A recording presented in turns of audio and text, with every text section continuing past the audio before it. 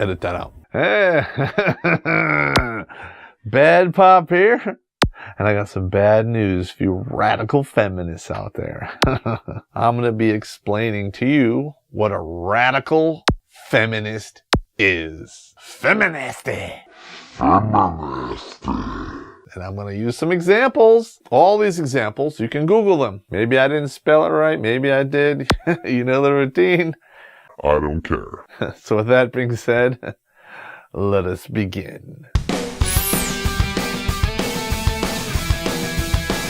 Yeah, I didn't even touch on the wage gap stuff either. I did.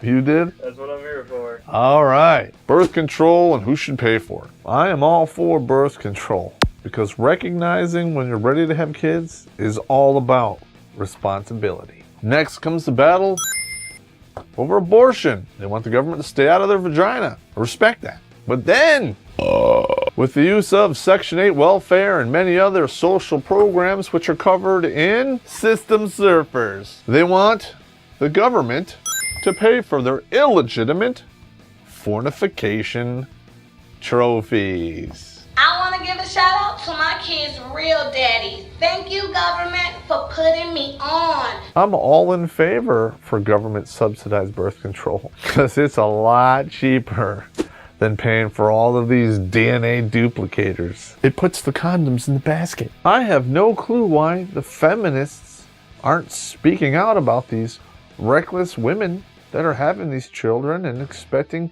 you and me to pay and be the baby daddy. Thank you, government, for being my kid's daddy, and thank you for putting me on. It's mind-boggling. The National Violence Against Women Survey. That's right. Survey. Hey, in your opinion, blah, blah, blah. And all of a sudden it becomes a fact. And according to these opinions, 1 out of 6 women, or 17% in their lifetime, is a victim of a sexual assault. If you really look into it, one of the definitions of sexual assault is attempted forcible kissing. Are you kidding me? But hey, wait a minute. We've got the FBI, who basically compile all of the crime statistics, called the Uniform Crime Report. It comes out every year. And that is 26 out of 100,000 a victim of a sexual assault. I don't know, I went to school and I'm good at math. 0.032%. The difference between that number and this number is hilarious. No. On the flip side, in prison, something that really is a quote-unquote rape culture, 3.5 to 8.5% of individuals who are incarcerated in a prison are subject to some type of sexual assault. But since it's dudes in jail and it doesn't matter and they're men, I can't even say yeah to that. I can't, because that truly is a rape culture. So learn what words really mean. As an individual who's traveled this world, who has been in countries where this number is pretty accurate, that is not what's taking place here. In reality, the rationale behind this survey, it's invalidated. You, the public out there, get hoodwinked, and you're being charged billions of dollars to fund these paychecks for these ladies who are perpetrating a lie. And I'm going to use those words again. Hang on. All right, so that whole rape culture thing, you can blow it out your ass. Yeah! Now, I'm not laughing at the fact that domestic violence is funny, but it kind of is. We're all evil, hairless monkeys, and we all do stupid stuff. Men may do it a little bit more than women. I think it's 60-40. The women don't ever get any credit for their jumping on dudes' backs and scratching their eyes out. So to think that one sex is doing all of the crime, what do we get for it? VAWA. Winning? No. Okay, now this is a very sensitive subject. We're going to talk about rape. In my opinion, rape is worse than murder. And if you're a rapist and you really are guilty, you should probably be stoned to death. Now that I've clarified that, the FBI, they've been doing rape kits based on DNA since 1989. And across the board, every year, 25% of the rape kits they get exonerate the accused. Hang on. There's more. 27% admit they were false allegations when presented with a polygraph. Now, the radical feminists out there, they acknowledge false rape accusations, but their number is 2%. They like their false rape stats like they like their milk. 2%. No. So what is that telling you? Why must you turn my office into a house of lies? But women, yeah, they don't lie. They don't steal condoms out of the trash and use them to implicate other people. Google the cases. It's happened. It's unbelievable. Patriarchy. Yeah, no. Doesn't exist anymore. If you think it does, go to Afghanistan and put on a burqa, and you'll see what it really is.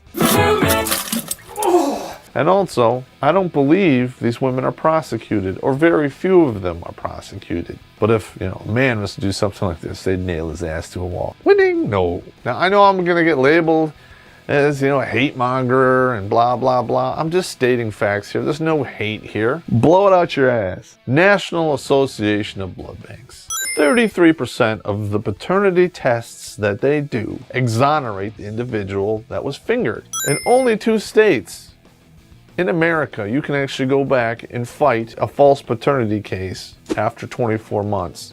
Okay, the rest of them, we tackled this already. DNA getaway. Men falsely imprisoned for rape are found innocent through DNA. So with this rationale, we should keep these guys in prison because the family, needs to have somebody pay for that crime, right? Well, it's just like that. If you're not the father, you need to pay the child support because the best needs of the child. He needs to have somebody to pay the bills. Are you crazy? That right there, radical feminism. They fight any laws to reverse this tooth and nail. Who think this is all a byproduct of an evil patriarchy. Hey, in fact, if that's true, wouldn't the feminazis want these laws overturned?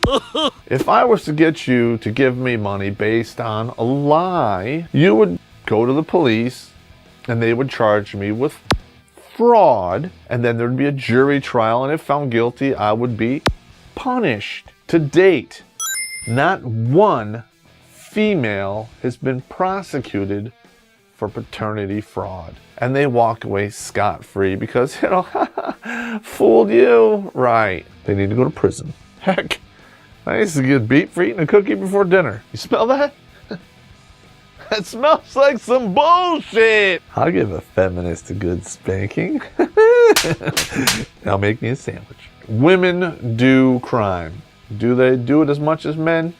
No, not really. But they do commit crimes like murder, rape, robbery, assault with a deadly weapon, basically evil hairless monkey stuff, okay? When they are convicted on those rare occasions, their sentences are only 33% of that of a man who committed the same crime. Hypocrisy stinks of it. How about you take it on the chin and accept responsibility? Does that make you angry? Because that makes me angry. I think it should be fair. Why focus on this disparity when we can focus on the wage gap, which is based on misleading statistics? When they're ironclad. But hang on, there's still yet more. Driven by states or by the federal government, there are hundreds of programs out there to benefit women in higher education. I have not been able to find one that specifically targets males, except for veterans, which are both male and female. So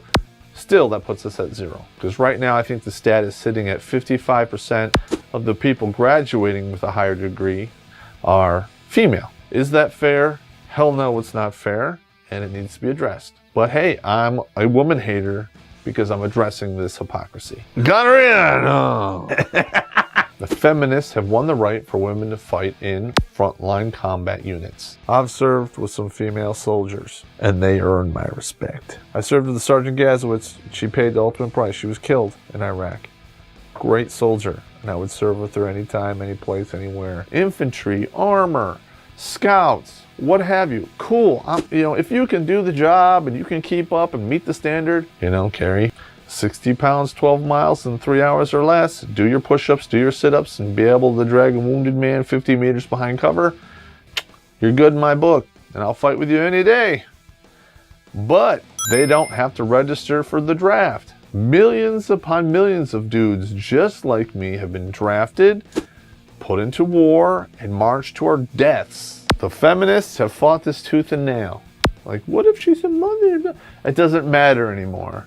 I don't care if you're mother of 1 or the mother of 12. When you get the slip in the mail, guess what? You're gone. Because I hear over and over again, and it should be 50-50. And anything you can do, I can do better. prove it. And you get to drink deeply from the cup of expendability, just like the dudes. I hope you like that. Suck it up and suck my dick. Edit that out. Don't bite the dick that fucks you, honey. It'll be good to you. They ignore logic, even when evidence, overwhelming evidence, is put before them. It somehow becomes a patriarch, oppression. We don't know what we're talking about. Nothing can be further from the truth. We know what we're talking about. The studies don't lie. The numbers don't lie. We use logic. They use emotion. The two will never, ever mix.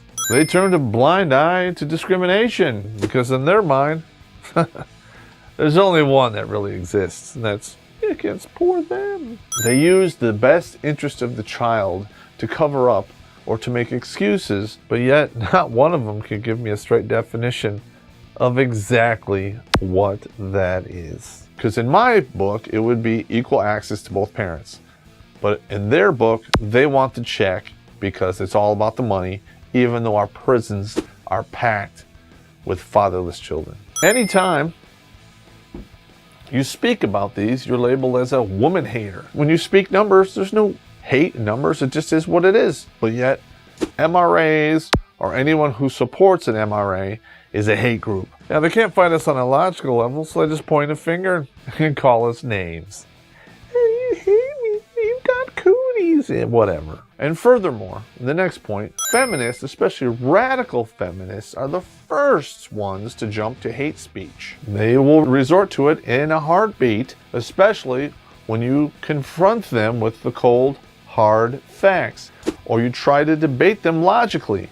They fall back on emotions, and they go right back to hate speech. And we'll put some examples in this video, and you'll see exactly what I'm talking about. This is a list of the things that we're working towards. Now, if you would shut the f*** up. A radical feminist thinking is one-dimensional. It's only what's in their best interest. It's all about them and their agenda. There's no logic.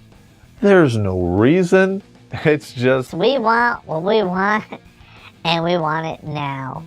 and if you oppose us, You hate us. you're not going to get your cake and eat it too, at least not for very much longer. We're starting to organize and fight back.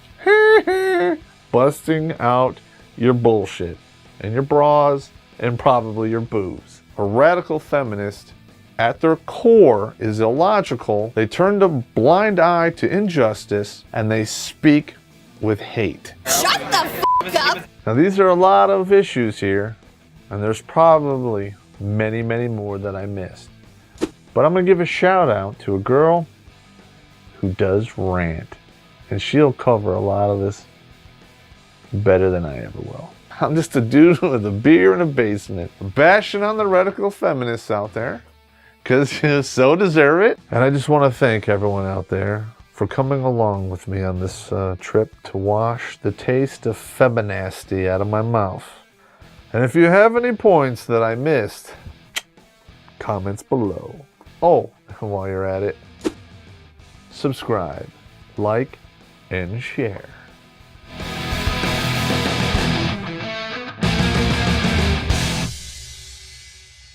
Rape. False rape applications. Yeah, I keep saying that. Yeah, false rape applications. Why do I keep saying that? No, this has to go down. Hey, false rape. You know, those accusations, 2%, just like I meant. Why do I keep messing that up? There's so many syllables.